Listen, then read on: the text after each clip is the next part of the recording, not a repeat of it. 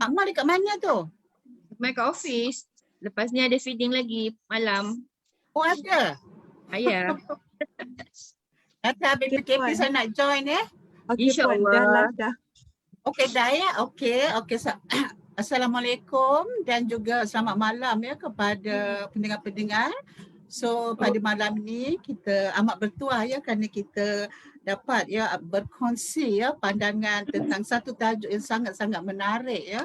Dan saya rasa tajuk ni satu tajuk yang sangat-sangat penting, tetapi kemungkinan ia tidak begitu diambil perhatian ya. Kita membicarakan tentang hak kebajikan ya dan juga tentang kesihatan komuniti ya. Kita tahu ya bahawa sekarang ni terutama ya dalam keadaan COVID-19 ni banyak perkara-perkara yang akan melibatkan ya kesihatan komuniti ya. Dan juga bila membicarakan ya tentang kesihatan komuniti, bagaimana dengan hak kebajikan ya golongan-golongan yang terlibat ya. Kita banyak ya golongan-golongan yang terlibat ya dalam kesihatan komuniti itu. Untuk itu program ni ya dianjurkan ya oleh MASEC ya, MASEC. Saya perkenalkan ya secara sepintas lalu apa itu MASEC ya. Sebelum tu tajuk webinar kita ialah hak kebajikan dan kesihatan komuniti dan dianjurkan oleh MASEC ya. MASEC ialah Malaysian Substance Abuse Council. Okey, secara umumnya Malaysian Substance Abuse Council ini adalah dalam bahasa Melayunya Majlis Penyalahgunaan Bahan Terlarang Malaysia ya, dan ia adalah sebuah organisasi yang tidak berorientasikan keuntungan yang mula didaftarkan ya pada 21 Disember 2014 ya. Jadi sangat menarik ya, MASEC ni berperanan, dia adalah satu organisasi yang di mana di bawahnya ada sebanyak 43 ya organisasi yang biasa saya sebutkan sebahagian lah organisasi yang terlibat. Dia ada banyak ya 43, tapi di sini biarlah saya sebutkan beberapa sahaja ya. Okey. Di bawahnya ada pengasih ya dan juga ada banyak lagi rumah-rumah NGO ya, NGO yang terlibat. Okey. MASEC ini diterajui ya oleh orang-orang yang sangat-sangat berpengalaman, dan selain daripada berpengalaman, mereka adalah orang-orang yang saya sangat kagum ya. Saya memang betul bila saya terlibat sebagai penyidik bersekutu ni, saya kagum ya dengan inisiatif-inisiatif yang telah mereka laksanakan dan juga semangat yang kuat daripada mereka ya untuk memastikan ya bahawa MASEC ini akan berjalan, sebenarnya dah berjalan dengan baik dan akan terus berjalan dengan baik ya. Okey, siapa dia agaknya ya peneraju hebat MASEC ini? Kita ada di presidennya ya. Siapa ya presidennya? Ada yang tahu di sini? Okey, biar saya jelaskan siapa dia. Presiden dia adalah Cik Ahmad Lutfi Datuk Abdul Latif ya, seorang yang sangat komited dalam kerjanya, dan timbalan presidennya ialah Cik Haji Ramli Abdul Samad, sama juga komited ya dengan ahli-ahli lain. Kita ada setiausaha yang saya sangat kagum ya, Raja Azizan Suhaimi yang ada ya dalam Zoom ini. Kemudian kita ada timbalan setiausaha Cik Ahmad Kamar ya, dan kita ada bendahari ya. Bendahari kita Datuk Hamzah Abu Bakar, dan juga kita ada exco-nya ya, dan salah seorang exco kita ada di sini iaitu Encik Jaafar, dan juga kita ada exco Ustaz Saifuddin, dan kita ada juga Puan Akmal. Okey, itu serba sedikit ya tentang MASEC ya. Okey, jadi saya tak maulah membuang banyak masa ya kerana kita nak mendengar perkongsian sangat-sangat menarik ya daripada 3 orang panelis kita. Yang pertama ialah kita ada Puan Akmal. Okey, siapa itu Puan Akmal ya? Puan Akmal ni memang saya sangat kagum ya. serius saya sangat kagum ya, kerana saya pernah beberapa kali ya bersama-sama Puan Amar pergi ke lapangan ya, menyantuni golongan-golongan seperti gelandangan ya, bekas-bekas penagih ya. Okey, Puan Amar ialah pengasas dan juga pengerusi Pertubuhan RIKAP KL, dan juga Puan Amar adalah Exco ya, Exco Kebajikan dan Kesihatan MASEP ya. Nanti Puan Amar akan jelaskan lebih lanjut lagi tentang diri dia dan apa yang dia buat ya dalam Pertubuhan RIKAP itu.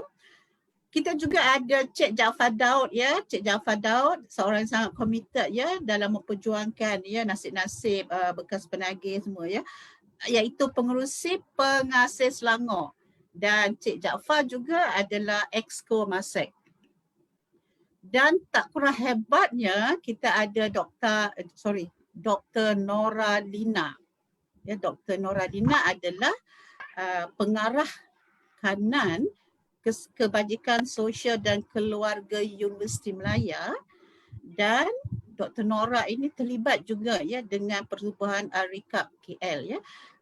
Jadi kita ada 3 panelis yang saya rasa sangat-sangat berpengalaman ya dalam membicarakan tentang hak kebajikan dan juga kesihatan komuniti. Okey. Untuk webinar ini kita ada 3 pusingan ya. Jadi saya akan beri peluang yang samalah kepada ketiga-tiga panel ini untuk ketiga-tiga pusingan ya. Jadi ya para pendengar, saya persilakan Puan Amar ya. Saya nak tanya Puan Amar, boleh saya tanya soalan? Puan Amar, boleh Puan Amar berkongsi ya, tanggungjawab dan tugas Puan Amar sebagai pengasas ya, atau pengurusi RIKAP. Macam mana Puan Amar boleh mula-mula terlibat ya dengan pertubuhan, saya panggil pertubuhan ya, RIKAP. Kerana saya lihat ya, bila saya bersama-sama Puan Amar, memang semangat Puan Amar tu memang sangat tinggi ya. Memang kata orang tu, saya kagum lah ya. Jadi boleh Puan Amar berkongsi ya bagaimana Puan Amar boleh terlibat, boleh mengasaskan ya pertubuhan ni, dan juga apa tanggungjawab Puan ya. Dan juga okey, ya, saya nak bertanya lagi ya, tetapi tak apa. Boleh Puan Amar jawab dulu, apakah tanggungjawab Puan Amar sebagai pengurusi RIKAP? Silakan Puan Amar.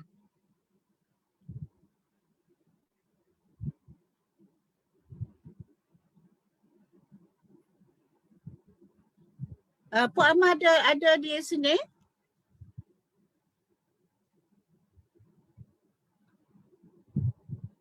Okey, kalau tak ada, kita tanya Cik Jaafar. Cik Jaafar ada di dalam Zoom ini?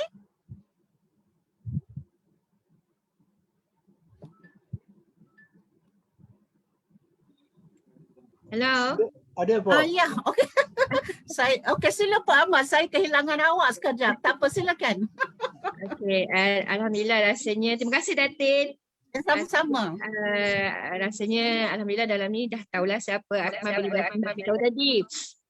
Okey, sebenarnya Akmal pun dulu pernah berada lah di tempat kawan-kawan yang sekarang ni. Dan lepas tu Akmal bekerja dengan satu NGO. Bila benda tu hari-hari kita hadap, kita tengok dan kita nampak benda tu ada something yang kita kena buat untuk kita bantu dia. Daripada situlah terbitnya semangat Akmal nak tolong kawan-kawan kita di lapangan lah. Sebab banyak yang perlu kita bantu, banyak yang perlu kita ubah, banyak stigma yang kita kena buang untuk kita bantu diorang. Sebab pada Akmal lah, kita contoh ya, kita tengok ya, kita ada gelandangan. Di sini Akmal dah pecahkan kepada 2 lah. Satu gelandangan biasa dan satu lagi Akmal panggil rakan jalanan lah, yang semuanya terlibat dengan dadah. Sama ada bekas ke ataupun baru ke, tapi dia mesti di jalanan. Akmal panggil rakan jalanan lah. Sebab Akmal dah pisahkan sebab kita ada 2 golongan di sini. Satu homeless biasa dan satu rakan jalanan. Pertubuhan Kebajikan RIKAP ni kami serve untuk golongan drug lah. Di kalangan rakan-rakan kami lah, drug user, sex worker, transgender, remaja jalanan dan ahli keluarga yang salah seorangnya terlibat dengan dadah. Kami fokus golongan ni sebab nampak golongan ni ramai yang bukan nak kata tak peka, tapi ramai yang kurang ambil tahu. Mungkin status dia orang sebab ada drug kat situ ke apa ke, tapi memang kurang, bukan kata tak ada, tapi kurang yang ambil tahu hal mereka ni. Jadi kat situ aku tengok banyak keperluan yang kita boleh kata kita macam tak nampak, sebenarnya perlu. Contohlah macam bab kesihatan. Kita nampak ya, kalau macam homeless biasa, kita tengok banyak ramai NGO yang bantulah.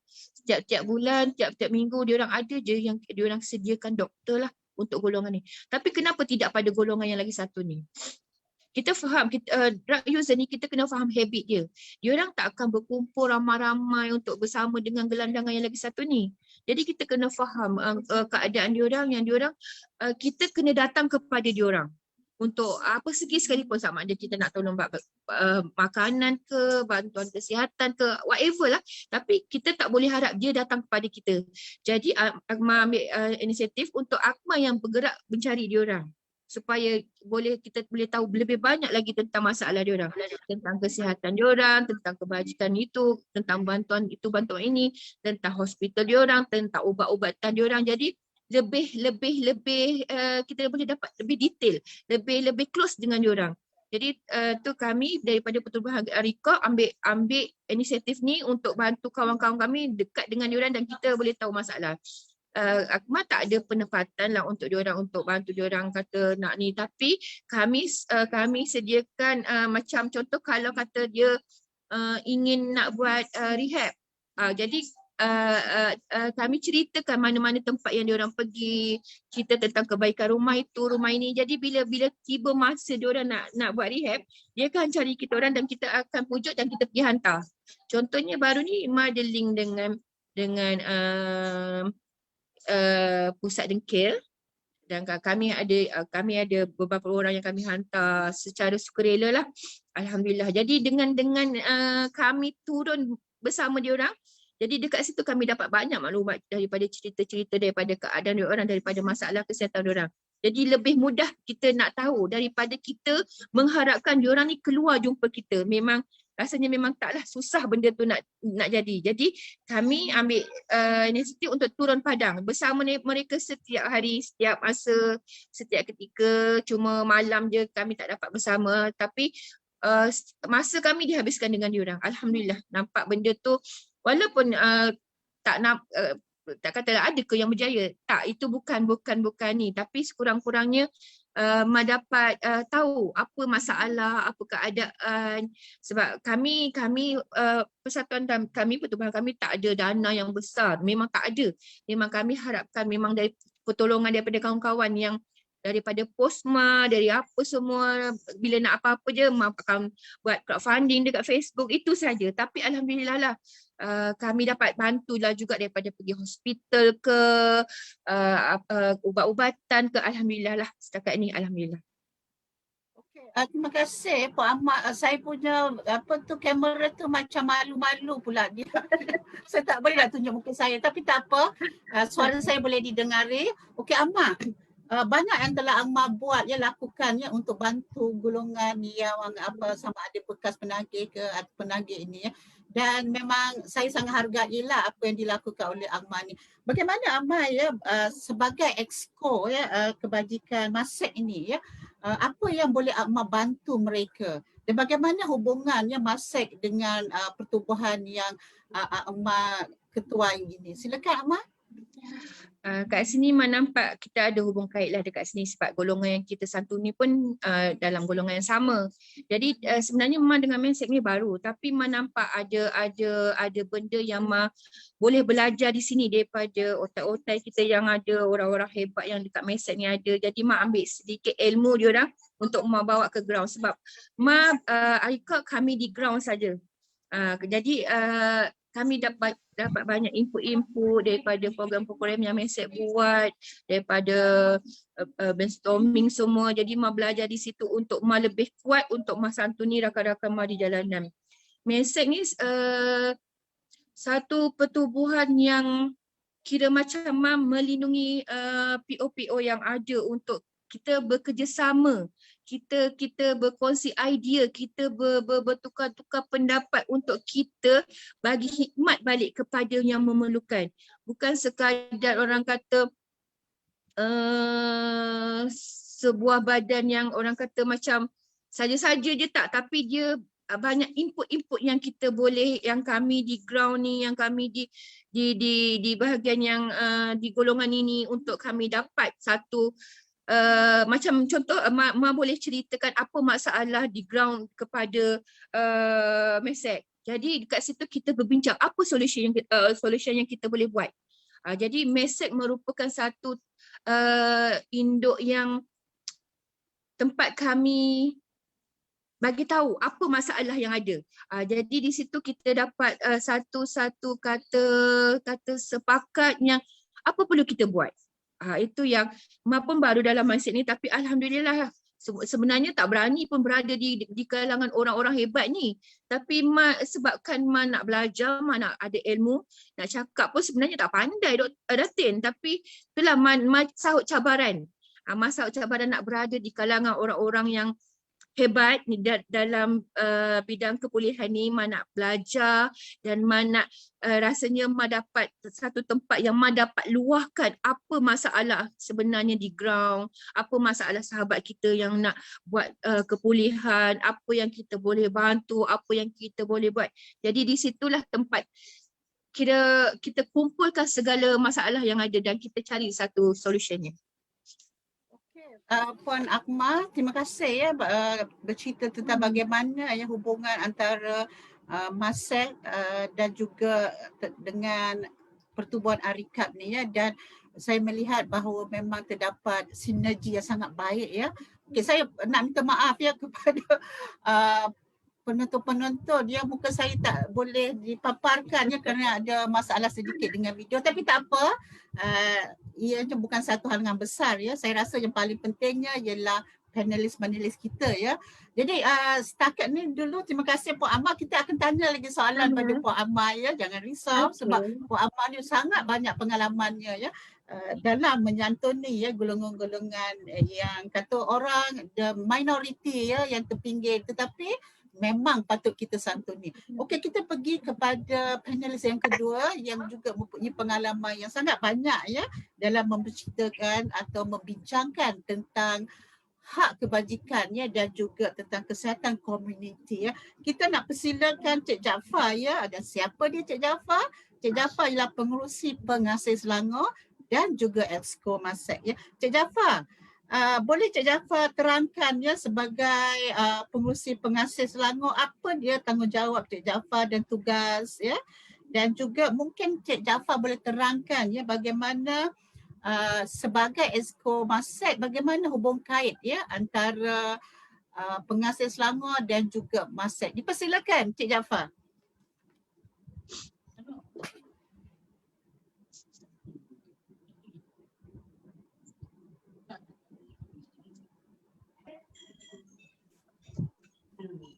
Cik Jaafar tu mic belum buka. Unmute. Okey. Dengar ya? Okey. Dengar. Alright. So assalamualaikum yang berbahagia, Prof Datin Dr. Sapura selaku moderator pada malam ini, dan juga ahli bersekutu Mesek Dr. Nora Lina yang saya rasa baru pertama kali saya jumpa, dan tak lupa juga sahabat saya Puan Akmal. Tuan-tuan yang mendengar, Assalamualaikum warahmatullahi wabarakatuh, dan selamat Hari Raya, masih lagi raya. Dan saya rasa selamat juga Hari Guru, Hari Pendidik, mendidikkan saya apa saya hari ini. Dan juga saya kira minggu ketiga bulan 5 ni ada hari yang dalam kalender, iaitu hari memperingati AIDS sedunia antarabangsa. Jadi saya juga ambil kesempatan ini untuk mengucap syabas tahniah kepada Datuk Dr. Christopher Lee, Dr. Shuris dan juga semua ahli-ahli yang telah dibangunkan oleh Datuk Dr. Christopher Lee. Hari ini HIV/AIDS tidak lagi keutamaan dan sekarang ni ialah COVID-19. Yang saya rasa mereka ni semua telah ambil alih daripada kerja HIV/AIDS dulu, sekarang ni tumpu banyak pada COVID-19. Semoga Allah memberi kekuatan, ketabahan dalam mengendali kes-kes yang sangat kritikal hari ini. Jadi alhamdulillah menjawab soalan Prof Datin tadi, saya imbas kembali bagaimana pengasih ini diwujudkan yang bergerak secara gelap tahun 89 hingga 91 dan didaftarkan, dan 93 adalah perkhidmatan pertama iaitu rumah pengasih untuk lebih kepada rawatan dan pemulihan dadah. Jadi saya antara orang yang mula-mula masuk surrender diri, menyerah diri pada bulan Jun 2000 bulan. Dan sekarang ni dah 28 tahun. Dan saya percaya dan yakin hasrat Persatuan Pengasih Malaysia, bila mana mereka yang datang mendapatkan rawatan dan pemulihan, insya-Allah satu hari dia akan kembangkan kepada negeri-negeri ataupun negara. Kita ada orang dalam Malaysia, kita ada juga orang dalam luar negara. Jadi alhamdulillah kerja-kerja dakwah sebegini, saya rasa ini yang saya masih lagi dalam pengasih, dan saya terpilih juga, terpanggil di bawah Majlis Agama Islam Selangor, yang mana saya mewujudkan pengasih Selangor di sana. Yang fokus saya ialah kepada mereka yang mengguna dadah dan juga yang hidup dengan HIV/AIDS pada 2009 sehinggalah hari ini.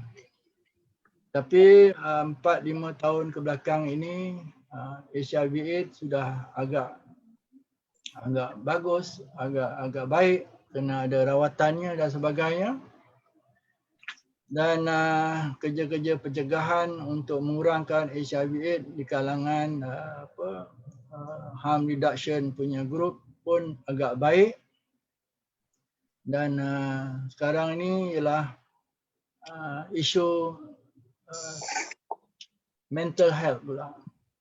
Mereka yang mengguna dadah, trend baru ini yang banyak lebih terkesan kepada mental. Jadi itu serba sedikit yang saya boleh kongsi selama saya kira dekat 12 tahun. Jadi alhamdulillah untuk itu saya juga menyiapkan platform dan juga hala tuju ke mana kita nak pergi. Dan kami dinilai dari 1 tahun ke 1 tahun, dan saya dapati progres kita begitu memberansang, meningkat daripada 1 rumah, sekarang kita dah ada 4 rumah. Dan saya ingat lagi awal tahun 2009 yang mana kami punya geran hanya 30,000 je 1 tahun. Jadi saya tidaklah tengok pada duit, tapi saya suka kerja-kerja yang challenges, kerja-kerja yang mencabar. Saya tahu geran 30,000 dan saya dapatkan daripada KPWKM 30,000, daripada pertanian, daripada tekun, daripada even staff daripada khazanah untuk membangunkan 1 ekar tanah di mana mereka-mereka ni dah sihat dan mereka perlukan lebih kata back to nature. Kebanyakan klien pada masa itu klien yang mengguna heroin dan mereka juga tak lari daripada HIV/AIDS dan hepatitis C. Tapi mereka bersemangat tinggi untuk nak teruskan hidup mereka. Jadi di situ juga saya melihat rakan-rakan saya yang begitu sungguh-sungguh nak berubah dan saya pun sungguh-sungguh juga membangunkan lepas satu rumah ke satu rumah sehingga hari ini dah 5 rumah dan sentiasa dalam bantuan Majlis Agama Islam Selangor iaitu di bawah bahagian sosial dan ARIKOP. Dan dalam outcome daripada kami buat rawatan sampai hari ini, kita juga mampu untuk mengeluarkan dalam satu masa ialah dalam 1 tahun lebih kurang 110 orang. Dan mereka, saya rasa klien yang pertama pun masih ada lagi hidup. Mereka dah pernah berkahwin, cerai dan kahwin baru. Dan alhamdulillah baru-baru ni saya di Alostar. Saya jumpa dia dan dia ada homestay sendiri. Alhamdulillah saya ni ialah kita satu Malaysia kan. Jadi ke mana kita pergi juga kita punya alumni ada. Jadi saya cukup seronok. Jadi saya juga diberi tanggungjawab dalam MSF.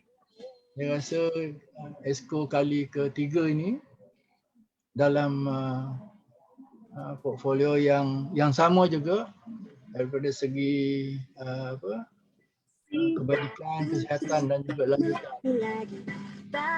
Dan kita juga telah siap sedia ada berita-berita yang agak baik yang saya rasa nanti pusingan kedua kot saya boleh share kot. Okey, terima kasih Cik Jaafar. Saya sangat tertarik ya dengan usaha-usaha gigih Cik Jaafar tu ya. Dan saya rasa bukan calon-calon orang yang boleh buat begitu ya Cik Jaafar, daripada satu rumah kepada 5 buah rumah ya. Dan juga melihat perkembangan ahli-ahli pengasih ya yang dah ada sekarang ni, mempunyai rumah tumpangan semua ya. Jadi kalau saya melihatnya ianya satu perkembangan yang begitu memberangsangkan ya. Dan saya mendoakan ya Cik Jaafar dan juga alumni pengasih ya ini akan terus ya berusaha ya. InsyaAllah. Untuk meningkatkan diri. Okey, terima kasih Cik Jaafar. Kita berhenti di sini dulu Cik Jaafar kerana kita ada pusingan kedua ya yang lebih menarik lagi soalan-soalannya. Okey. Dan sekarang saya nak mempersilakan Dr. Nora. Dr. Nora ada di dalam sini, Dr. Nora dalam Zoom? Ada Prof. Okey, terima kasih Dr. Nora. Dr. Nora, saya sangat tertarik ya kerana Dr. Nora bertugas di Universiti Malaya dan Dr. Nora adalah pengarah kanan ya kebajikan sosial dan keluarga di Universiti Malaya dan juga adalah penasihat pertubuhan RIKAP. Macam mana ya Dr. Nora mula-mula berminat ya nak melibatkan diri dengan pertubuhan RIKAP dan apa bidang tugas ya Dr. Nora sebagai pengarah kanan kebajikan sosial dan keluarga di Universiti Malaya? Dipersilakan Dr. Nora. Okey, terima kasih Prof. Okey, Assalamualaikum, selamat malam. Okey, rakan-rakan panelis dan juga para penonton di FB Live sekalian. Okey, Prof, saya nak betulkan sikit jawatan saya tu. Saya sebenarnya bukannya pengarah Prof, saya pensyarah kanan. Okey. Saya tak apa lah, silap maklumat. Tapi bidang tak lari jauh lah. Bidang tak lari jauh. Memang saya pensyarah kanan, bahagian kerja sosial keluarga. Okey, bidang kerja sosial keluarga di Universiti Malaya. Okey. Jadi berkaitan dengan peranan tadi dan macam mana saya boleh berkecimpung dalam ARIKOP ni. Okey. Jadi sebagai pensyarah di mana-mana universiti pun kita ada tugas hakiki ya. Jadi tugas hakiki saya yang utama ialah memberi ilmu dan latihan kepada bakal graduan. Jadi saya memang mengajar ataupun saya training bakal-bakal graduan yang akan berkhidmat pada masyarakat. Okey, akan berkhidmat pada masyarakat. Okey. Dan yang kedua tugas sebagai pensyarah ni kami buat penyelidikan penyelidikan untuk memberi manfaat akhirnya dia punya end user tu kepada masyarakat juga. Contohnya baru-baru ni kami dapat grant daripada Suruhanjaya Komunikasi, saya dan beberapa rakan di Universiti Malaya dan juga di Universiti Utara Malaysia, kami dapat dana daripada SKMM untuk buat penyelidikan mengenai kajian tentang accessibility terhadap perkhidmatan kesihatan menerusi telefon bimbit di kalangan gelandangan di Kuala Lumpur. Jadi bila hasil dapatan kajian tu dah selesai, kami akan bentangnya dalam minggu depan, kami akan bentangnya kepada SKMM. Jadi daripada hasil pembentangan tu nanti SKMM akan buat sesuatu untuk komuniti gelandangan lah. Tapi selain daripada itu, bila research tu ataupun data tu telah diberikan kepada SKMM, saya sebagai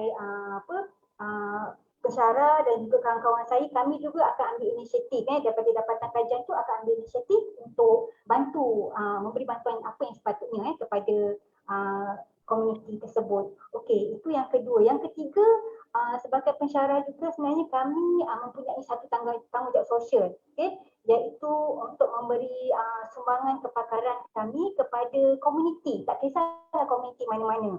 Cuma yang ni mungkin atas kesibukan, komitmen, mungkin ada pensyarah yang dapat peluang macam ni, ada yang tak dapat peluang kan. Jadi alhamdulillah saya diberikan kesihatan, diberikan rezeki, diberikan peluang untuk terlibat dalam komuniti ni. Okey, asalnya saya terlibat dengan ARIKOP ni permulaannya untuk tujuan kajian dan juga untuk tujuan aktiviti pelajar. Okey. Tapi saya selesaikan semua untuk kajian, untuk aktiviti pelajar, tapi aktiviti saya tu saya rasa tak wajar untuk saya berhenti di situ. Sekarang ni walaupun tak ada aktiviti pelajar, walaupun tak ada kajian yang dijalankan, saya tetap juga turun ke lapangan, okey. Sehingga saya dilantik sebagai pengurus sebagai penasihat pada pertubuhan ARIKOP. Okay. Jadi sebagai penasihat ARIKOP ni saya ada beberapa fungsi lah yang saya perlu jalankan. Yang pertama menyiasati ARIKOP berkaitan dengan program dan aktiviti yang dijalankan. Okay. Yang kedua memastikan hala tuju ARIKOP ni tidak tersasar. So kita ada matlamat kita ada objektif kita. Jadi saya nak pastikan ARIKOP punya hala tuju tak tersasar daripada apa yang telah dirancangkan di peringkat awal penubuhannya. Kemudian saya juga akan pastikan komuniti sasaran kami iaitu gelandangan seperti yang Puan Akmal cakap tadi, ada beberapa kategori tadi, mendapat manfaat yang sebaiknya. Okay. Selain daripada itu, saya juga membantu ARIKOP untuk menjalinkan hubungan kerjasama dengan pelbagai pihak. Macam-macam siapa, saya menggunakan kontak personal saya, kontak universiti, kontak dengan kawan-kawan untuk memanggil mereka ataupun untuk menyuruh mereka sama-sama membantu komuniti. Okay. Selain daripada itu, saya juga membantu ARIKOP untuk mendapatkan dana sebab seperti Puan Akmal cakap tadi, kami tak ada dana yang besar dan tak ada dana yang tetap. Jadi kami terpaksa buat crowdfunding, kontak kawan-kawan. Okay. Jadi saya menggunakan kapasiti yang ada pada saya untuk membantu mendapatkan dana. Okey, selain daripada itu, saya juga memantau semua program dan juga aktiviti ARIKOP. Walaupun kalau saya tak turun ke lapangan, saya akan tahu apa hari ni apa buat, esok ada apa, lusa ada apa. Saya akan pantau semua aktiviti itu. Okey, malah saya turut melibatkan diri dalam program-program aktiviti apabila saya berkelapangan. Tak kira lah siang ke, malam ke, tengah malam ke. Okey, kalau saya berkelapangan, insyaAllah saya akan turun bersama-sama. Jadi supaya nanti orang kata, sebab walaupun kita penyiasat, tapi saya rasa saya buat penglibatan saya tu lebih daripada penyiasat. Bukan saya nak menunjuk ke apa ke, supaya saya pun dapat mendekatkan diri dengan komuniti, supaya saya lebih faham masalah ataupun keperluan komuniti, tidak bergantung pada laporan daripada Akmal ke ataupun daripada ahli-ahli ARIKOP yang lain. Jadi saya dapat bertemu sendiri dengan komuniti, jadi saya lebih memahami keperluan mereka. Tapi di sebalik peranan saya sebagai pakar bidang dan juga penasihat ARICOP, sebenarnya jauh di sudut hati saya mengatakan bahawa peranan dan tanggungjawab yang saya lakukan untuk komuniti ni sebenarnya kerana Allah. Saya tak ada yang lebih penting daripada itu. Bukan kerana KPI, bukan kerana untuk disanjung, bukan, tapi memang lillahi ta'ala. Mungkin ada yang mengenali saya di sini dan juga apa yang mengenali Akmal. Mungkin Akmal selalu tag saya dan kadang-kadang saya pun akan buat post sendiri, paparan-paparan di FB. Jadi sebenarnya paparan di FB tu tidak sama sekali untuk menunjuk, sebaliknya untuk muhasabah diri saya sendiri dan juga untuk muhasabah individu di sekeliling saya, sebab penglibatan saya dengan komuniti gelandangan misalnya menerusi posting saya di FB sebenarnya telah memberi keinsafan, menimbulkan kesedaran dan juga tidak kurang juga yang ada orang di sekeliling saya yang sama-sama nak membantu dalam pelbagai bentuk. Jadi tujuan saya sebenarnya untuk mengajak kebaikan lah untuk posting-posting di FB ni. Jadi saya rasa itu saja Prof. Terima kasih Dr. Nora. Rupanya kita sama ya pensyarah. Saya mohon maaf lah ya awal saya Dr. Nora pengarah pensyarah kanan ya kebajikan sosial dan keluarga di Universiti Melaya. Jadi kalau begitu ya Dr. Nora, saya lihat Dr. Nora kata Dr. Nora lakukan kerana Allah, itu memang satu kerja atau niat yang sangat murni ya, sangat ikhlas ya. Dan apabila Dr. Nora ikhlas itu yang terpancarnya kata orang tu keikhlasan dan kejayaan yang Dr. Nora dapati ya bila membantu ya pertubuhan ARICAP ya. Jadi saya doakan ya segala tugas dan niat baik Dr. Nora ini akan diteruskan ya Dr. Nora ya. Dan saya tahu ya banyak ujian-ujian, cabaran-cabaran ya, tapi saya lihat Dr. Nora ni kata orang tu tegap ya, teguh ya, meneruskan usaha-usaha ya untuk membantu ya pertubuhan ARICAP ini. Okey, kita sudah habis ya pusingan pertama. Kita akan pergi kepada pusingan kedua yang saya rasa akan lagi-lagi menarik ya, kerana pusingan kedua ini akan menceritakan pengalaman sebenar ya di lapangan dan juga bagaimana ya ketiga-tiga panelis ini membantu ya bekas-bekas penagih dadah dan juga penagih dadah ni supaya mereka dapat menjalani kehidupan yang lebih baik ya. Jadi untuk itu kalau ada penonton yang ingin bertanya soalan ya boleh ya tulis di ruangan chat tu di Facebook dan nanti saya akan ajukan soalan-soalan itu kepada ketiga-tiga panel ini ya. Okey, Akmal, Puan Akmal, saya nak meneruskan soalan di pusingan kedua ya Puan Akmal. Puan Akmal, seperti saya katakan tadi, MASEC ini ada 43 ya, lebih kurang ya ahli di bawahnya. Dan kesemua ya 43 kumpulan-kumpulan ini ya ataupun NGO ini mereka sangat giat ya, sangat committed ya untuk membuat kerja-kerja yang berkaitan untuk membantu ya golongan-golongan penagih dadah ini ataupun bekas ya penagih dadah ini. Dan saya lihat ya dan saya pernah terlibat sendiri ya dengan Puan Amar ya, ARICAP ni banyak menjalankan ya program-program ya outreach ya kepada penagih ya di jalanan ya.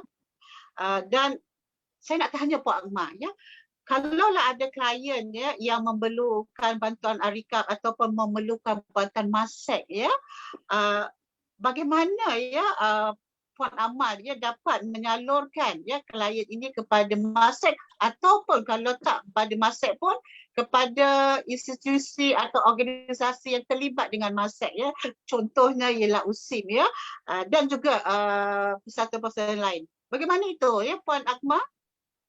Okey, contohlah nak tanya bantuan daripada segi apa tu? Sama ada dia nak buat rehab ke ataupun kesihatan ke ataupun apa? Semua sekali lah Puan Amar yang Puan Amar telah alami.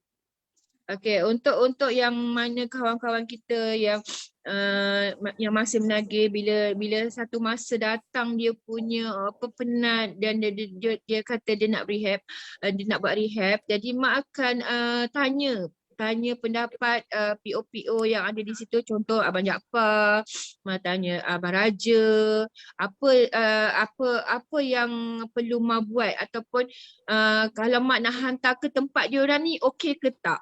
Itu daripada segi rehab lah.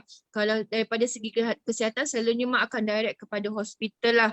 Hospital, dan kalau ada benda-benda yang orang kata perlukan rawatan segera, mak akan direct ambulans, panggil hospital apa semualah. Kalau yang lain tu sekarang ni kalau bab kebajikan ni mak dah mula pergi ke tempat PO semua yang ada di bawah Mesek. Mak tengok apa keperluan diorang, dan mak tengok dekat situ sama ada sesuai tak kalau satu hari nanti mak nak hantar klien-klien mak di sini untuk buat rehab di situ. Jadi sementara kita hantar bantuan tu, kita tengok dulu keadaan macam mana. Macam-macam pengasih mak dah kenal, dah tahu. Macam kita ada committed mak dah kenal, rumah sahabat mak dah kenal. Cuma sekarang ni mak tengah cari satu apa yang sesuai untuk rakan-rakan mak, sebab yang di bawah ground ni dia punya masalah tak sama dengan yang dah ada dekat rumah-rumah pemulihan. Dia orang punya masalah lebih kepada kesihatan, lebih pada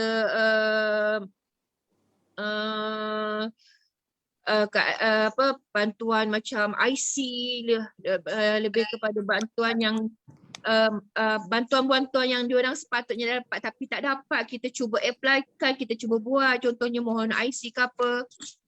Setakat ini itulah banyak jugalah mak pergi dah, sekarang ni dah mak pergi dah ada 3-4 tempat yang mak tengok macam mana cara diorang takbir apa semua, macam mana kalau kita nak masuk, macam mana semua. Setakat ini itulah mak buat dulu.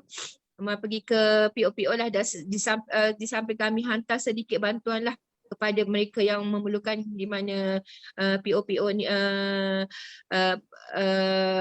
perlu. Okey, Puan Amar, jadinya kalau melihatkan apa yang Puan Amar lakukan ya, banyak ya mengenai kebajikan mereka ya. Jadinya boleh tak Puan Amar juga kongsikan ya bagaimana sekarang ini ya dari sudut sokongan ya dari tahap kebajikan, contohnya sama ada kerajaan negeri memberi sokongan kepada melihat kepada kebajikan mereka ini, dan juga dari sudut kesihatan komuniti mereka, adakah Puan Amar berpuas hati dengan tahap kesihatan komuniti mereka? Kalau sebut bab kesihatan memang mak tak puas hatilah. Macam cakap, kalau kita boleh bagi homeless biasa, doktor sebulan sekali, dua minggu sekali, kenapa kita tak boleh bagi pada bahagian drug ni, sedangkan dia orang memerlukan. Kalau Datin tengok dekat dalam lorong, dalam lapangan, memang menyedihkanlah. Banyak yang sakit, banyak yang semput, banyak yang luka yang kita tak dapat nak jangkakan keadaan tu, tapi dia orang masih bertahan. Sebab kadang-kadang orang tanya kenapa tak pergi hospital, kenapa dia orang tak pergi hospital. Kadang-kadang ada masalah yang dia orang tak boleh pergi ke hospital. Contohnya dia orang tak ada IC. Dan kadang-kadang keadaan parah dia orang tu membuatkan dia orang tak nak pergi hospital. Dia orang takut stigma daripada sana. Jadi banyak benda-benda ni yang menyayat hatilah, sebab sekarang daripada 2 tahun sudah ada bertanya banyak tempat lah untuk minta datang sebulan sekali untuk periksa diorang pun jadilah. Sebab macam cakap tadi, kita tak boleh harap dia keluar jumpa doktor ke ataupun, tapi kita kena turunkan kita punya ni sikit, kita turun diorang, jumpa diorang. Sebab habit drug ni memang macam tu, dia tak akan keluar untuk sesuatu benda yang selagi dia boleh handle, dia handle. Tapi benda yang diorang handle tu yang akan memudaratkan diorang balik. Sebab luka dah semakin parah. Kami mampu just untuk buat dressing biasa saja, tapi yang lebih-lebih parah tu tak mampu. Dan diorang pun kalau kita paksa pergi hospital pun diorang tak nak. Jadi bab kesihatan ni merayu sangat-sangatlah. Mana yang mampu, mana yang NGO hebat yang kat luar sana turun ke ground untuk tengok kesihatan diorang. Dulu kita ada program orang kata apa, program NSCP, ikhlas buat program NSCP dan berada di program tu lah. Program NSCP dia baik, dia bagus walaupun kita macam menggalakkan dia menggunakan jarum, tapi kesan dia pada kesihatan drug user ni bagus. Sekurang-kurangnya dia walaupun dia drug tapi dia smart. Tapi keadaan sekarang dia berubah bila diorang terpaksa berkongsi jarum, diorang terpaksa guna jarum berulang-ulang kali, terpaksa asah dekat batu dan cucuk di tempat yang sama, keadaannya amat menyedihkan lah. Baru-baru ni ada Dr. Nazira dan dia bawa seorang doktor tengok, diorang pun tak sangka keadaan yang begitu teruk sekali di situ. Jadi amat menyedihkan lah. Kami just mampu cuci luka sekadar kami mampu dan selebihnya nak paksa dia orang pergi hospital tu, ya Allah memanglah susah. Tapi itulah yang Maha harap sangat untuk ada golongan, ada NGO-NGO besar, ada mana-mana yang hebat-hebat turunlah tengok dia orang ni. Sebab kalau kita tak start daripada sekarang masalah kesihatan ni, benda ni akan merebak lagi teruk. Sebab keadaan luka dah bukan keadaan luka biasa. Bayangkan kadang-kadang luka tu dah nampak tulang.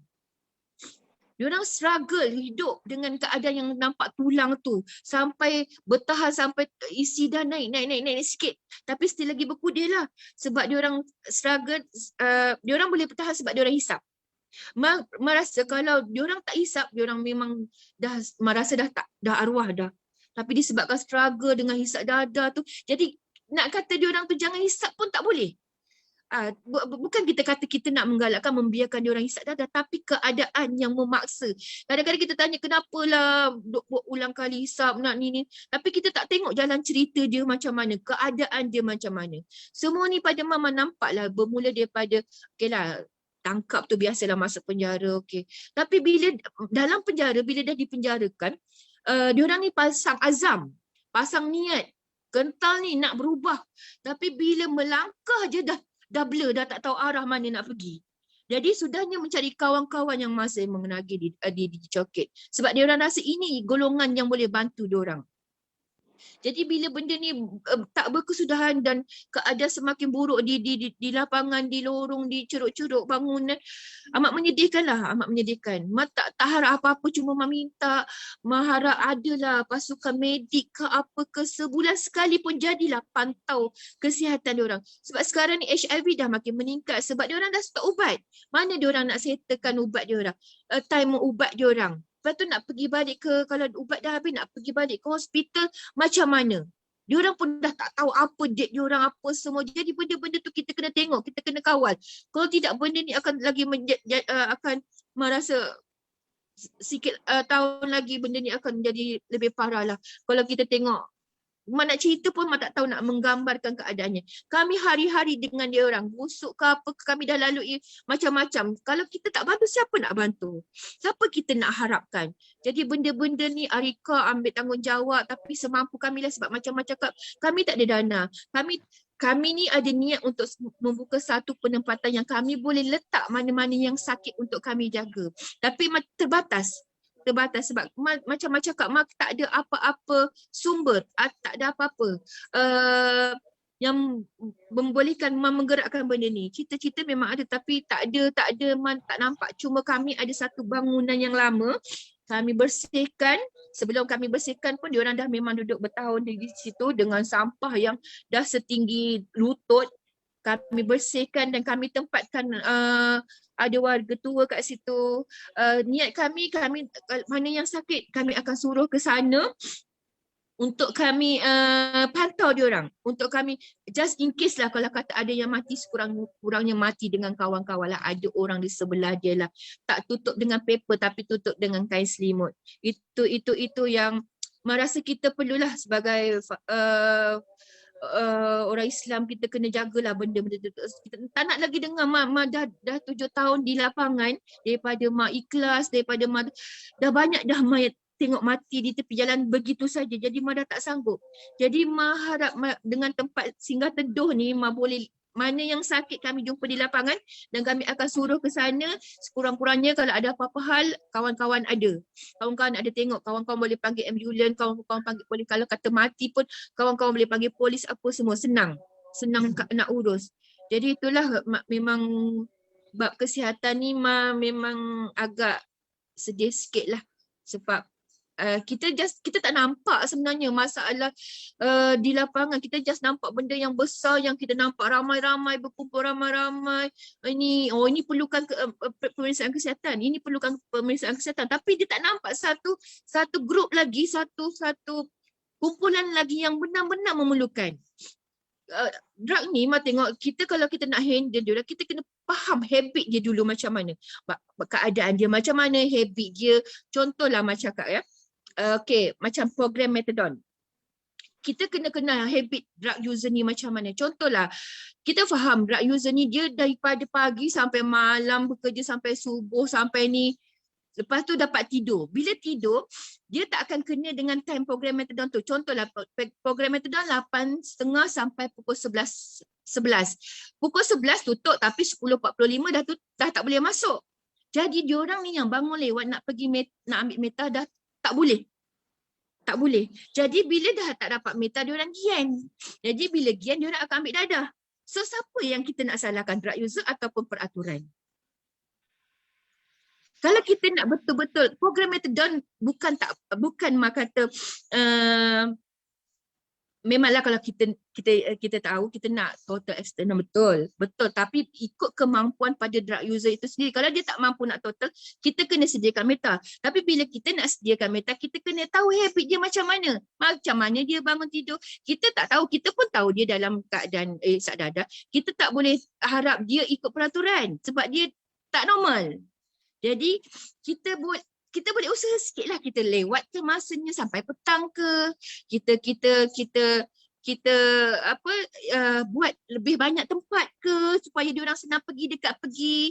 Ini dekat Coket ada. Okey, contoh dekat Coket ada, kita ada CNC, tapi dia pun ada kota-kota dia berapa orang je yang boleh masuk, tapi sedangkan di Coket ramai drug user yang perlukan meta. Ada lagi satu klinik pula kena bayar. Jadi benda-benda ni yang kita kena fikir. Program Meta rasa boleh berjaya andai kita kurangkan sikit peraturan yang ada dan kita luaskan lagi klinik-klinik yang ada, insya-Allah. Sebab diorang memang dah letih, diorang dah penat dengan dadah ni. Nak cari duit, nak lari dengan polis, nak itu, nak ini, kerja tak boleh.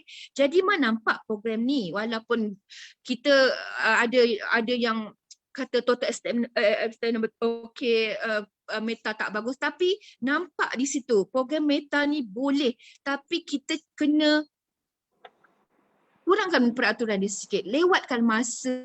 Kita kena faham drug ni macam mana, kita kena faham dia orang ni habit dia macam mana, persekitaran dia macam mana, dia perjalanan hidup dia macam mana. Baru kita nampak benda ni kita jangan fikir apa kita nak buat, tapi sebab ni benda ni kita buat untuk manfaat dia orang. Jadi kita kena faham. Kita kena faham apa yang dia orang nak. Macam mana keadaan dia orang. Itulah. Puan Amar, saya baru 2 kali bersama-sama Puan Amar turun ke gelandangan dan melihat situasi penagih dadah ini, dan juga saya sebenarnya bila saya melihat mereka, saya pun amat terharu. Itu baru dua kali Puan Amar. Yang Puan Amar ni tiap-tiap hari ya. Jadi kalau saya yang 2 kali itu dah merasa begitu terharu, Puan Amar lagi saya tak tahulah macam mana rasanya ya. Okey. Puan Amar, saya pun bersetuju ya dengan Puan Amar mengatakan bahawa perlu ada banyak lagi ya sokongan ya daripada badan-badan ya, daripada pihak-pihak yang berkaitan, dan juga daripada NGO yang berkaitan yang dapat membantu mereka ya supaya mereka dapat keluar ya daripada kata orang tu pusingan yang sebenarnya mereka nak keluar daripada pusingan itu, tetapi mereka nak mencari jalan bagaimana ya, dan siapa yang dapat membantu mereka ya.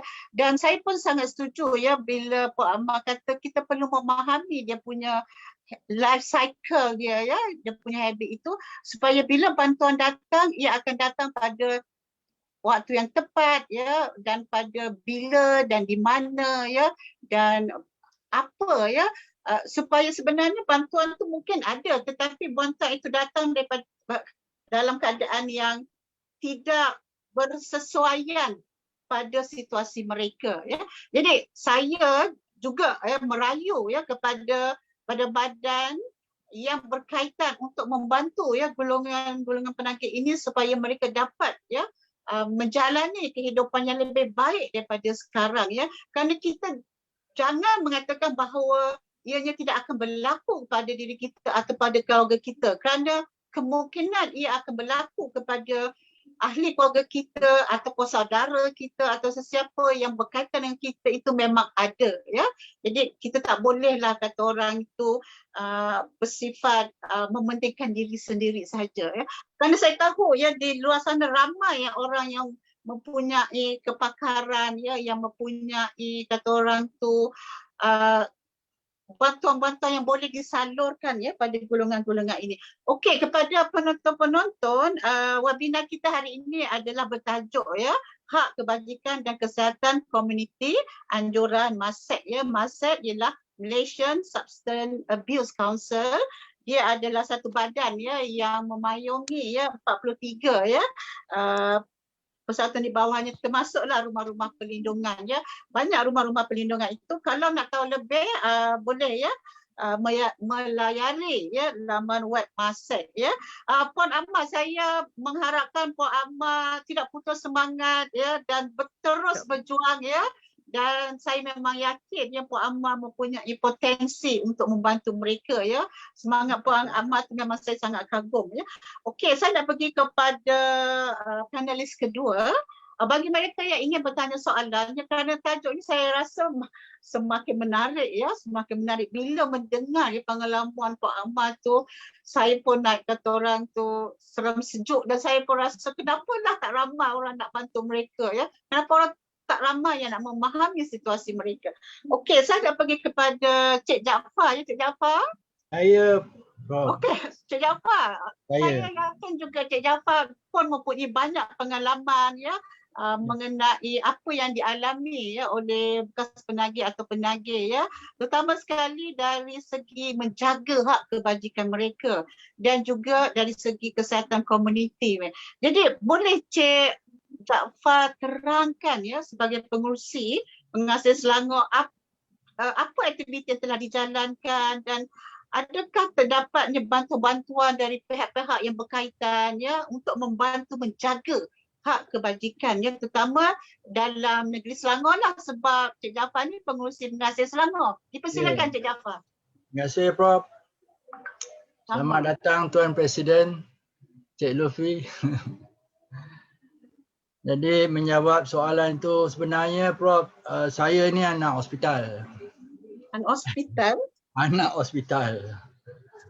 Tahun 93 lagi. Jadi saya dah rapatlah dengan hospital ni, dengan Kementerian Kesihatan.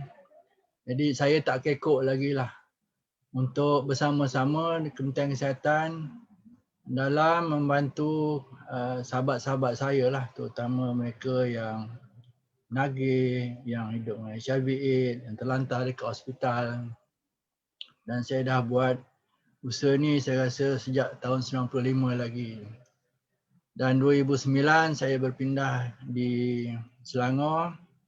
Jadi di sinilah saya mendapat sokongan yang agak baik daripada Majlis Agama Islam Selangor. Dan yang mempunyai juga ada 27 rumah. Di bawahnya rumahnya yang dipanggil rumah bahagian sosial dan RIKOP lah. Yang terbagi kepada kluster sosial, LBGT dan juga dadah dan HIV/AIDS. Jadi saya nak ambil kesempatan ini untuk nak acknowledge saya punya barisan harapan saya lah. Daripada mula 2009 sampai sekarang masih lagi dengan saya, dan kita ada lebih kurang 30 orang staff. Jadi untuk nak ambil tanggungjawab menjaga anak-anak yang diserah kepada kami ni, saya rasa satu tanggungjawab yang agak berat. Tapi kami dah terbiasa, Prof. Kami dah buat kerja ni hari-hari dan kami anggap ini semua anak-anak kami lah. Dan daripada mula day one dia masuk sehinggalah dia ke liang lahat lah. Sebegitulah yang kita ambil kebajikan mereka ni. Dan juga ibu bapa mereka, kita juga tak terkecuali kalau ada kelapangan, kalau ada masa, kalau ada keizinan, kita juga akan memanggil ibu bapa ini untuk mereka meluahkan yang kita kata mereka ni ialah silent sufferer. So mereka ni tak ada siapa dia nak cerita. Kalau nak cerita dengan jiran, dengan saudara pun agak malu. Jadi dengan kita panggil the affected family ni, jadi mereka boleh bercerita. Very open, bercerita, meluah dan sebagainya. Dan saya pernah mengalami experience satu saudara baru di ward PKKN yang mana mereka ni ditolak oleh ibu bapa ataupun satu keluarganya sebabkan mereka ni nagih yang begitu lama, dapat HIV/AIDS, lepas tu masuk Islam. Dan saya malam Jumaat lah saya pergi dengan wakil daripada Perkim pergi melawat dia yang rasanya agak tenat. Dan pagi subuh tu saya mendapat telefon yang dia sudah meninggal. Jadi apa yang saya nak kongsi kat sini, sungguh pun dia meninggal dengan keadaan macam tu. Bayangkan selepas solat Jumaat, agak-agaknya berapa orang yang solat Jumaat dia. Tak ada seorang pun tanya siapa dia ni, tak ada. Dan saya melihat lebih kurang 500 orang yang solatkan jenazah. Jadi itulah yang membuatkan saya terus menerus kerja-kerja yang saya rasa banyak menyedarkan saya, banyak yang memberi saya pengajaran siapa saya, dan inilah masanya yang saya bagi balik. Dan begitu juga kita bekerjasama dengan AADK. Saya rasa kita punya mantan Presiden MESEC, Datuk Haji Izhar, yang mencadangkan supaya pengasih Selangor mengambil alih ataupun menjalankan aktiviti buat support group sebanyak 9 daerah. Jadi saya terharu kerana saya mohon sedikit saja daripada geran Yayasan Bukhari untuk kita punya support group, tapi timbalan pengarahnya mengiktirafkan yang kami ni mampu nak buat, tapi malangnya sebab PKP ni jadi kita tangguh dululah. Soal apa juga geran ataupun bajet yang dapat itu bukan nombor pertama lah pada saya. Jadi yang penting itu pengiktirafan. Dan kita juga mendapati bahawa pengasih Selangor ni sebagai satu macam Tok Penghulu lah. Saya nak cakap pun susah kan. Jadi kepada sahabat-sahabat saya yang di luar sana tu, kalau ada kesusahan, sama ada dia nak bayar sewa rumah, sama ada dia nak dapatkan bantuan bulanan, mereka kena datang jumpa kami dulu. Dan kami akan sokong dan kami akan bagi ke MAIS. Jadi begitu sekali Majlis Agama Islam acknowledge kami. Alhamdulillah kami rasa terharu dan bersyukur kerana niat kami memang nak bantu kawan-kawan kami. Jadi selain daripada itu juga kita bersama dengan pemadam daerah which is yang very aktif saya rasa di Hulu Selangor yang diketuai oleh Tuan DO, Tuan Haji Musa dan juga pemadam di Gombak. Saya juga terlibat bersama rakan-rakan saya untuk sama-sama menjalankan aktiviti mereka. Di peringkat Esko Kerajaan Negeri Selangor, saya tidak berkesempatan lagi, tapi adalah sikit-sikit sumbangan yang diberi berbentuk barangan. Dan saya juga mengharapkan supaya kerajaan negeri mengambil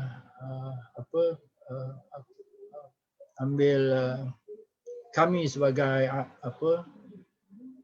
di macam negeri-negeri lain seperti di Johor, di Melaka, di Perak, Aman Jaya, banyak kerajaan negeri bantu.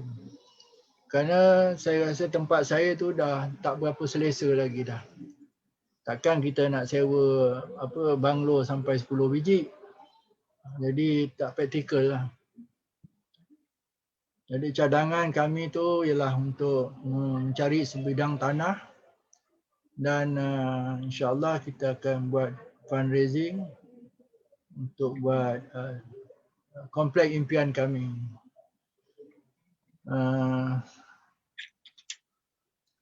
Yang lebih kondusif, lebih selamat dan lebih selesa.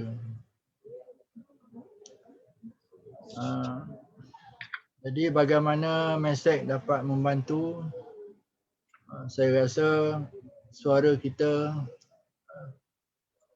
selalu didengari oleh pemimpin kita. Kita tak akan putus asa. Kerajaan buat kerja ni pun kerajaan dapat geran. Akmal buat kerja tak dapat geran. Abang Jaafar buat kerja ada juga dapat. Jadi inilah yang kita nak, hak kita sebagai orang Malaysia kan.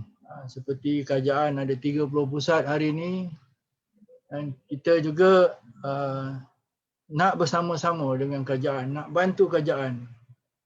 Dan saya rasa ada perancangan yang kita ada 11,000 banduan yang nak akan dibebas secara awal.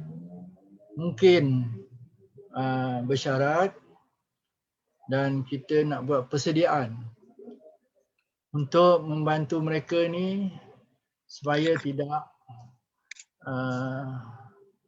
penuh sesak dalam penjara, apatah lagi dalam keadaan COVID yang kritikal ini. Jadi saya rasa itu ya untuk round yang kedua. Prof, InsyaAllah nanti saya last saya bagi saya punya harapan lah. Kalau cukup masa. Okey. Terima kasih Encik Jaafar ya. Saya nak ucapkan selamat datang ya kepada Presiden MESEC ya, Cik Lutfi Datuk Latif. Saya sebenarnya sangat terharu Cik Jaafar bila Cik Jaafar cerita pasal anak hospital tu ya, seawal 1995 dan kerap ya bekerjasama dengan Kementerian Kesihatan ya. Saya dan juga ya MESEC ya dan pengasas ingin mengucapkan ya setinggi-tinggi terima kasih ya kepada pihak-pihak yang telah banyak membantu ya melaksanakan atau menjayakan program-program ya sama ada di bawah pengasas ataupun MESEC ya, iaitu Majlis Agama Islam ya Negeri Selangor, kemudian AADK dan juga tidak ketinggalan ya kepada Yayasan Al-Bukhari, kemudian macam Cik Jaafar terangkan tadi ya pemadam daerah Gombak ya, kemudian yang diketuai oleh pegawai daerah ya Tuan Haji Musa, iaitu pemadam daerah mana tu ya yang Cik Jaafar yang diketuai pegawai daerahnya Tuan Haji Musa tu? Hulu Selangor. Wah, Hulu Selangor, okey. Yeah. Dan juga ada juga sumbangannya daripada Exco Kerajaan Negeri Selangor. Jadi kepada pihak-pihak ini saya mengharapkan teruslah ya menyokong ya aktiviti-aktiviti pengasih dan juga MASEC, dan diharapkan ya akan memberi sokongan yang lebih lagi ya supaya nanti apa tu kesannya atau impaknya akan lebih besar ya. Jadi sebelum saya nak pergi ya kepada Dr. Nora, saya tertarik ya apabila Cik Jaafar mengatakan silent sufferer ya. Sebab bila dinamakan silent sufferer tu, orang macam tak nampak apa yang dialami ya, apa suffering yang dirasainya. Tetapi walaupun orang tak nampak, suffering yang dialaminya itu sebenarnya memberi kesan yang amat besar dalam kehidupan dirinya. Jadi saya nak ucapkan terima kasih lah pada Cik Jaafar. Cik Jaafar, teruskan usaha Cik Jaafar ya, kerana selain daripada membantu silent sufferer ini, Cik Jaafar juga ya seperti Cik Jaafar cerita tadi membantu mereka sehinggalah ke liang lahat. Saya sebenarnya kan Cik Jaafar dan juga Puan Amar dan juga ahli-ahli MASEC, saya kagum ya dengan sifat-sifat ya membantu yang ada pada diri-diri apa tuan-tuan dan puan-puan ya, kerana selain daripada bersifat teoretikal, tuan-tuan dan puan-puan sangat bersifat praktikal ya. Praktikal tu dalam konteks you go there, you go to the ground and you help them ya. You betul-betul membantu mereka ya. Kerana kalau saya lihat dari segi imbuhannya mungkin tak seberapa banyak, tak berapa banyak, tapi you all betul-betul nak membantu ikhlas ya kerana Allah Ta'ala ya. Jadi saya sangat kagum dengan sifat itu dan teruskan ya usaha baik itu. Okey, Puan Nora, Dr. Nora, sebelum saya tanya soalan pada Dr. Nora, saya nak bacakan sedikit ya apa fungsi MASEC ya. MASEC ya akan menjadi rakan strategik ya dengan pihak kerajaan dan juga badan-badan korporat NGO ya bagi memastikan ya keberkesanan menangani masalah yang berkaitan ya dengan penggunaan bukan sahaja dadah tapi bahan-bahan terlarang ya. Dan juga ya selain dia memberi pencegahan, memberi juga perkhidmatan rawatan dan pemulihan ya. Okey, Dr. Nora, boleh saya bertanya soalan Dr. Nora? Boleh, silakan Prof. Okey, soalan ni ya Dr. Nora dia lebih pergi kepada akta-akta yang ada ya dalam ya membantu ya penagih-penagih ini. Jadi Dr. Nora, kerana Dr. Nora ini seorang pensyarah, jadi boleh tak Dr. Nora kongsikan ya sama ada dalam negara ini, saya pasti ada ya, tapi mungkin untuk ya makluman kepada pendengar-pendengar ya, adakah terdapat akta ya yang diperuntukkan oleh pihak kerajaan untuk menjaga hak kebajikan ya, untuk menjaga hak kebajikan dan kesihatan komuniti ya, golongan penagih atau bekas penagih ataupun golongan gelandangan dan golongan-golongan minoriti ini. Dan kalau ada di bawah kementerian mana ya Dr. Nora? Silakan. Okey, terima kasih Prof. Okey, jadi kita kat sini kita fokus pada 3 golongan kat sini ya, penagih dadah, bekas penagih dan juga gelandangan. Okey, saya pergi pada yang pertama. Untuk penagih dadah sepanjang pengetahuan saya lah kan, kalau dekat Malaysia ni bekas penagih dadah, kita cuma dari segi kebajikan dan kesihatan ni kita hanya ada satu je laluan untuk kebajikan dan kesihatan, iaitu pemulihan. Maksudnya mana-mana penagih dadah yang nak dapatkan hak kebajikan dan hak kesihatan, mereka perlu melalui proses pemulihan di pusat-pusat pemulihan. Dekat sanalah baru mereka punya hak kebajikan, hak kesihatan terjaga. Kalau mereka duduk di jalanan, memang tak ada. Okey. Itu juga pengalaman saya di lapangan ni, kita tengok dah bertahun-tahun memang macam tu jadi penagih dadah. Jadi seperti saya cakap tadi, laluannya untuk dapatkan hak kebajikan dan kesihatan hanyalah melalui pemulihan. Itu mereka berada di pusat-pusat pemulihan. Okey, yang kedua, bekas penagih. Okey. Mungkin tuan-tuan dan puan-puan kat sini mungkin boleh tolong betulkan saya kalau saya silap sepanjang pengetahuan saya, pengalaman saya penglibatan saya dalam komuniti dan juga di dalam bidang akademik, setakat ini tidak ada akta ke undang-undang ke yang orang kata betul-betul hak tu, hak kebajikan dan kesihatan tu dikhususkan kepada bekas penagih. Okey, yang ni kena tahu sebab apa. Okey, sebabnya bekas penagih ni dia ni sebenarnya merupakan masyarakat biasa.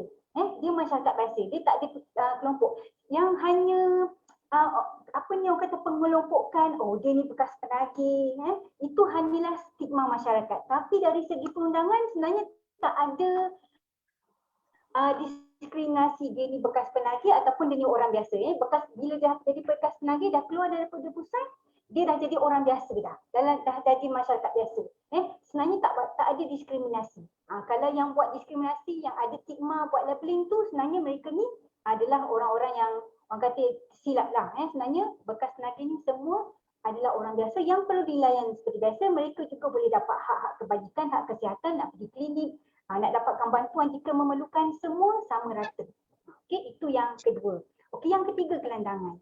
Okey, gelandangan ni setakat ini, gelandangan ni dia punya akta dia, nama dia Akta Pengemis dan Putu Rayau. Akta ni dah lama, dah tahun 70-an dulu. Okey, akta ni di bawah Jabatan Kebajikan Masyarakat. Okey, tetapi saya dikabarkan akta ni, saya pun terlibat dalam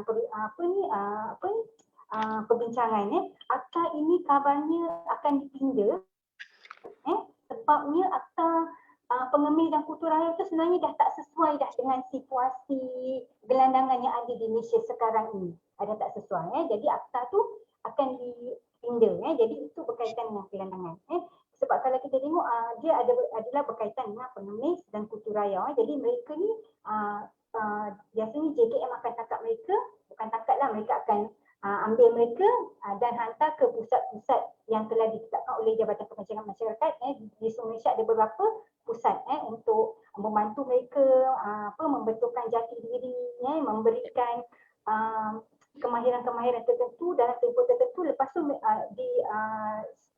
selepas proses pemulihan tersebut, jadi diharapkan mereka ni dapat keluar jadi individu biasa yang boleh berdikari. Okey, jadi itu kalau mengikut akta ni mereka diambil tadi, diletak di pusat pemulihan. Tapi dari segi penangkapan, nak isytihar dia ni gelandangan yang macam mana, gelandangan sesuai ke dia tidak, sesuai atau tidak dia dimasukkan dalam akta ni, banyak orang kata sekarang ni ada banyak kekeliruan dan dia punya definasi tu dah tak berapa kena dengan konteks gelandangan yang ada di sekarang ni. Sebab itulah akta ini akan akan ditinda untuk sesuaikan supaya lebih ramai gelandangan yang memerlukan proses pemulihan tadi dapat diambil oleh JKM tadi. Okey. Jadi di antara sebab kenapa kita tengok gelandangan misalnya dicoketkan masih ramai lagi ada sebabkan macam itulah JKM nak tangkap tapi individu tersebut tak comply dengan akta tu, jadi tak boleh nak tangkap. Okey, itu antara sebabnya. Itu saja Prof. Okey, terima kasih Dr. Nora. Dr. Nora, satu lagi soalan daripada saya. Jadi bagaimana pada pandangan Dr. Nora tahap kesihatan komuniti golongan ini? Adakah pada pandangan Dr. Nora tahap kesihatan mereka itu terjaga, terbela atau terbiar? Bagaimana tu Dr. Nora? Okey, terima kasih Prof. Pengalaman saya di lapangan lah, kalau secara keseluruhannya saya tengok rata-rata dari segi tahap kesihatan mereka tu adalah sangat menjadikan, tidak terjaga, terbiar.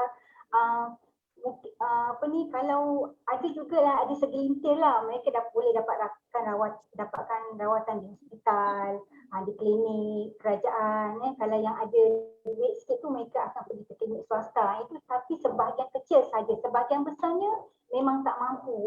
Nak makan harian pun tunggu bantuan daripada orang untuk perlukan. Ini kan lagi nak pergi dapatkan rawatan di hospital. Kalau sakit macam saya, selalu kalau saya turun di lapangan, Panadol ni dulu-dulu saya awal-awal tu saya tak berapa peka sangat, tapi bila dah banyak pengalaman dalam beg saya ni mesti ada wet tissue, handy plus dan juga Panadol. Sebab kadang-kadang kan dia kata pening dan sebagainya kan, nak demam jadi kalau benda-benda macam tu kita akan bagilah yang ubat demam. Kalau macam ada luka-luka sikit kita lapkan, saya lapkan dengan wet tisu tu, lepas tu balut dengan handicap yang sikit-sikit lah. Kalau yang luka-luka besar selalu Puan Akmal yang akan buat dressing dan sebagainya. Tapi kalau mereka kata okey kaki bengkak, sakit dekat sana, sakit kat perut kat sini, jadi kami hanya boleh nasihatkan mereka untuk pergi ke hospital, pergi ke klinik kerajaan ataupun nanti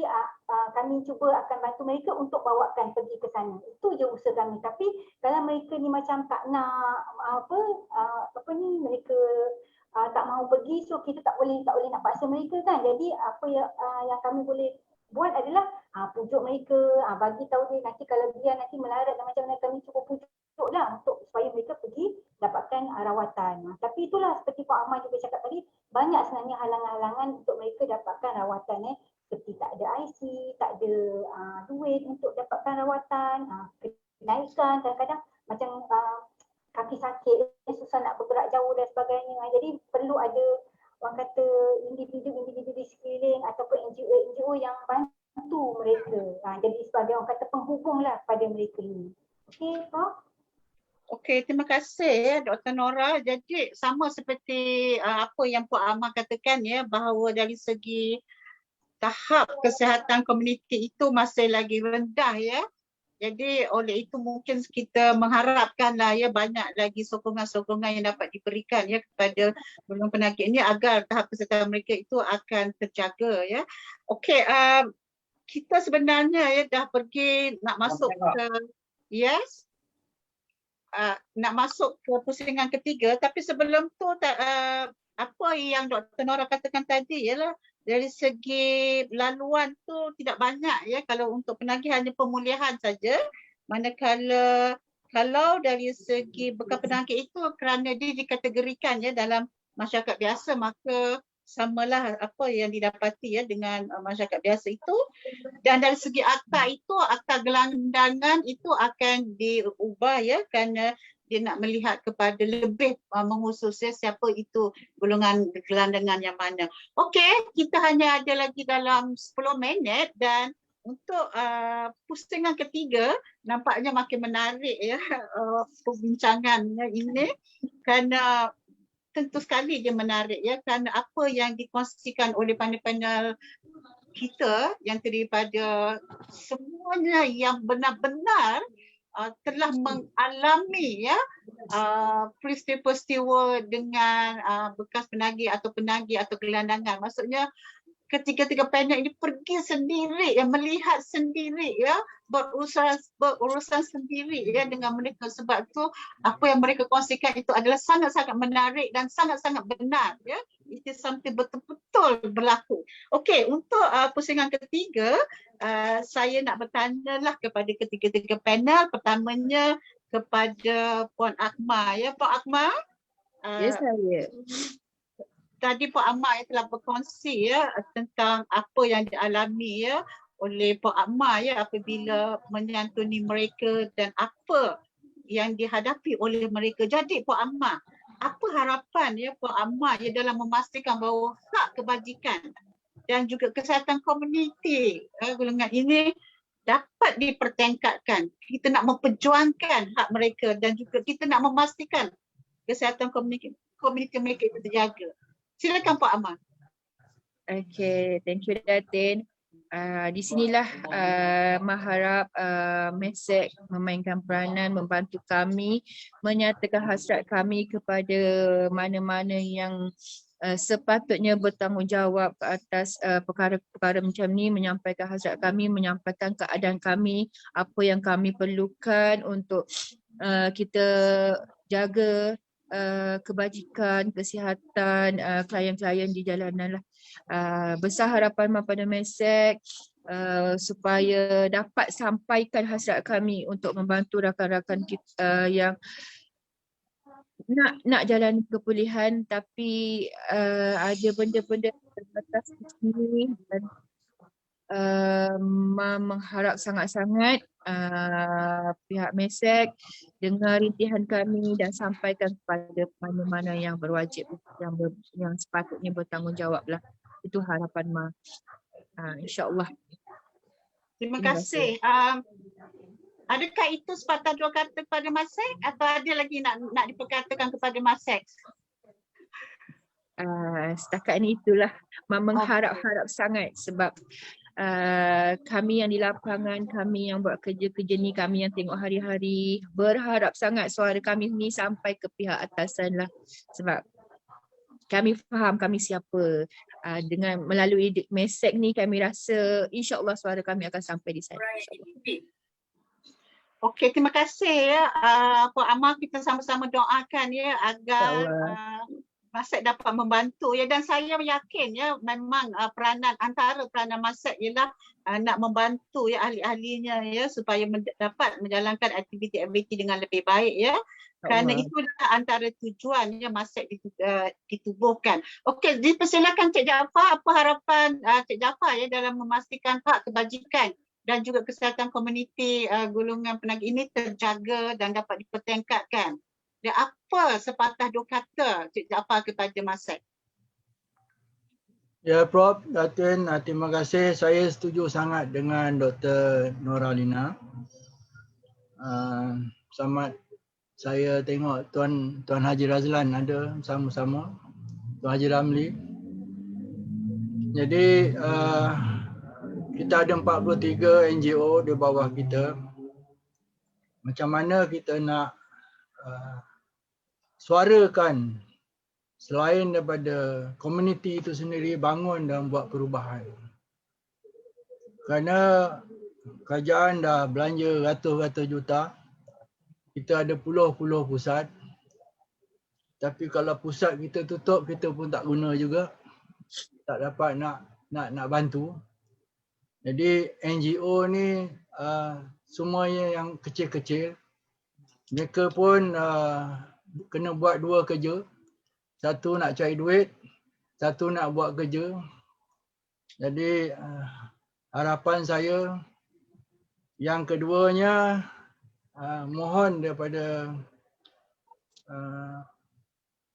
orang-orang yang akademi, semua yang boleh buat sedikit kajian dan tentang isu penagihan dadah dan juga rumah-rumah ini supaya dapat diketengahkan dia punya dapatan dia, dan kita pun rasa bukan kita yang bercakap bagi pihak kita.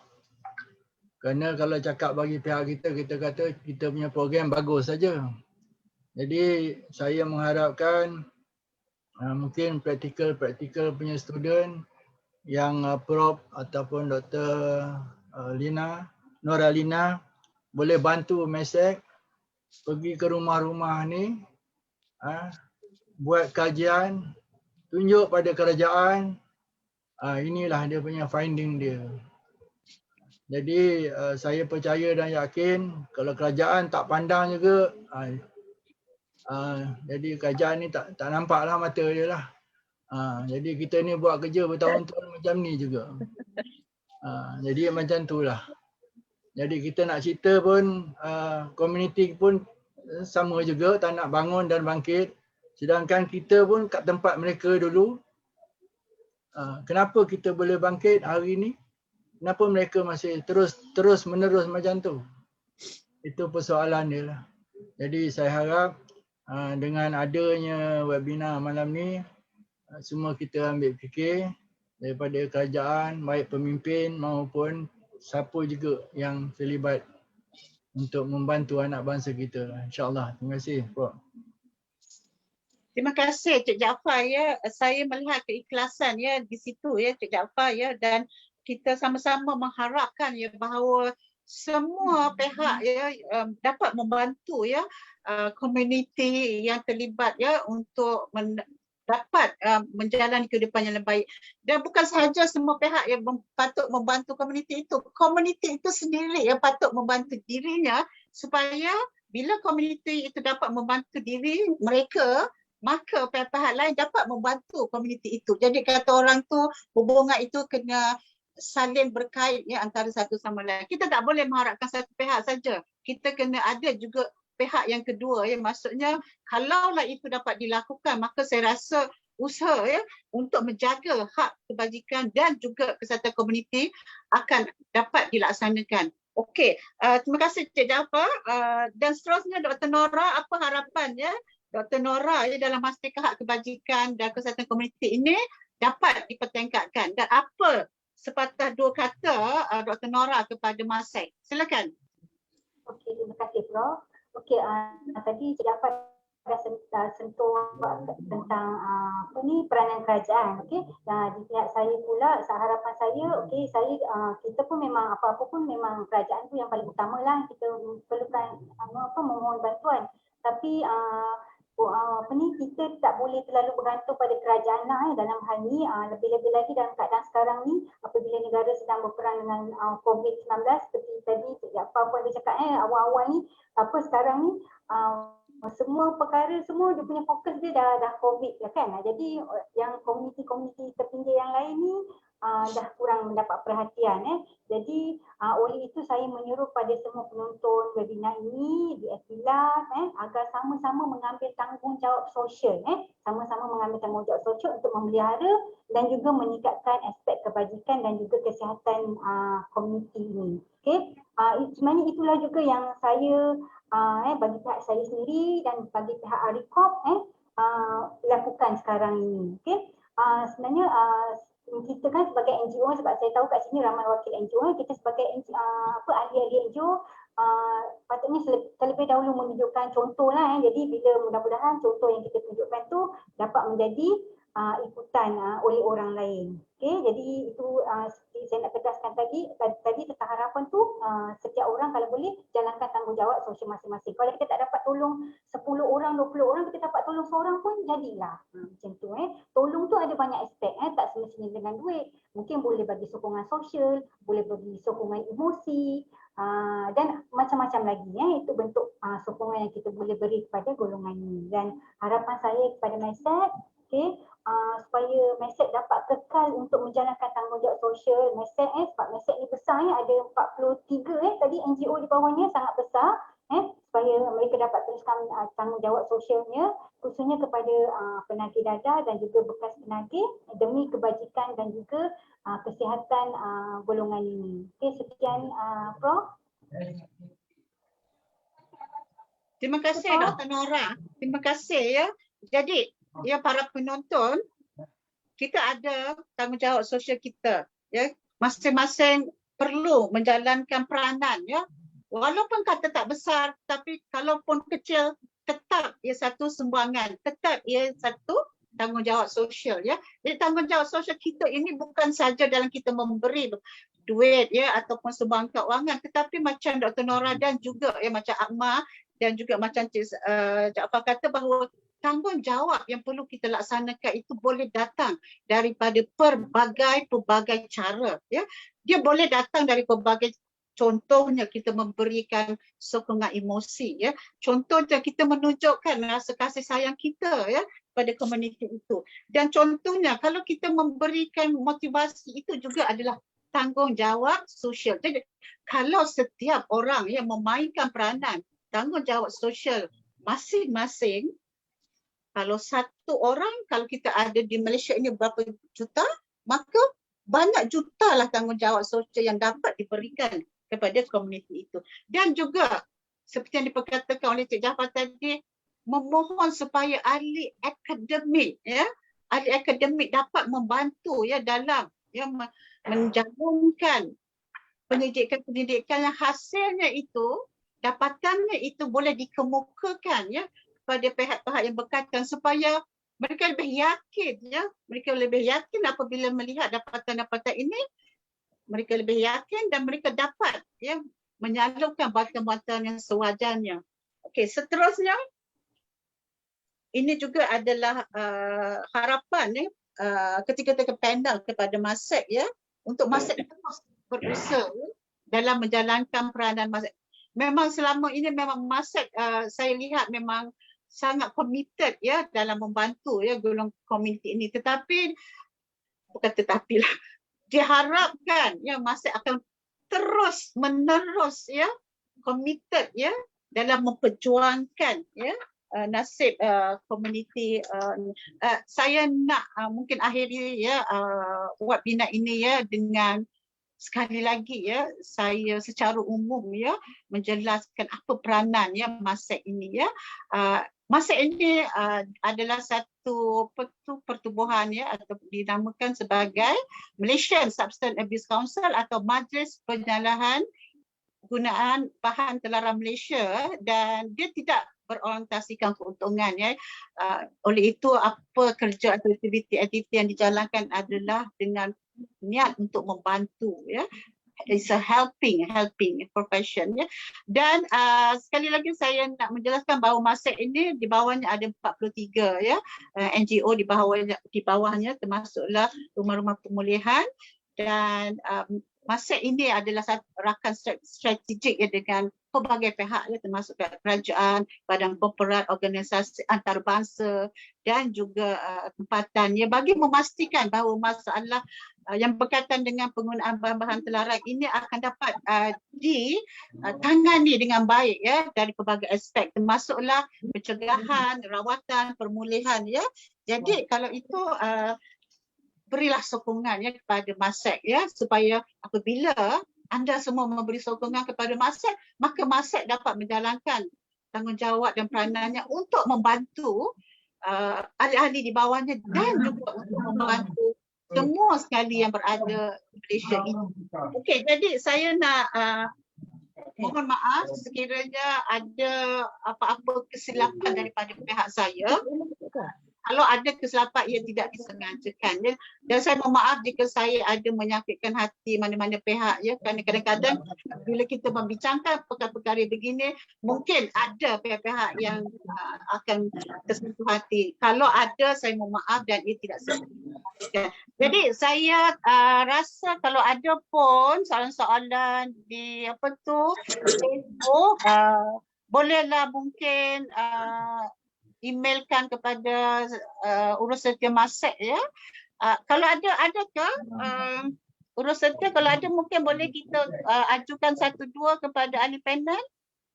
Ada soalan tak? Okey. Kalau tak ada, saya mungkin boleh akhiri webinar ini. Terima kasih semua dan jangan lupa ya, kita akan ada siri webinar daripada MASEC dari masa ke semasa, dan silalah kata orang jangan ketinggalan, kerana apa-apa maklumat yang datang daripada ahli-ahli panel adalah maklumat atau pengalaman yang benar-benar berlaku ya, yang benar-benar mereka alami ya. Bila saya mendengar Puan Akmal ya, Cik Jafar bercerita, Dr. Nora, memang saya dapat rasakan apa yang mereka rasakan, kerana ia adalah pengalaman hidup sebenar dan pengalaman hidup kita semua. So terima kasih saya ucapkan. Thank you. Kita jumpa lagi. Okey, saya dah boleh akhiri ya kepada